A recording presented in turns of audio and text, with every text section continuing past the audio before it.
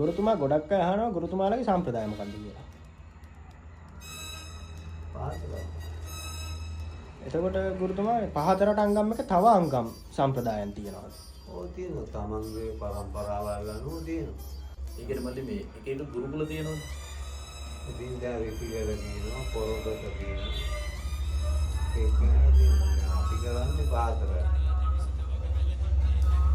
දුව වෙලස්ත වෙනම, සබර ගමුව වෙනම, කන්දුන්ට රට වෙනම, රජ රට වෙනම. ඒක එක ගුරුකුල අනුව මේ පැලැන්ති තම පැවතගෙන එනවා මල්ලි. පාරට, බස්සෝල්ට එකේ, අමතේ, මුවේ, අන්න බස්ති ගානෙන් පවා සටන් ක්‍රමේ තියෙනවා. කුල්ල.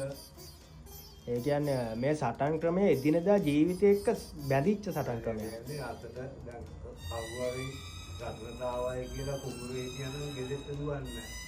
කුඹුරේ තියෙන පැටිගොයියක්ද, ඩෑගත්තද, උදැල්ලද, අරක් බලන පොටුවද ඒ වගේ සටන තියෙනවා. ඒ වගේ සෙල්ලම් තියෙනවා.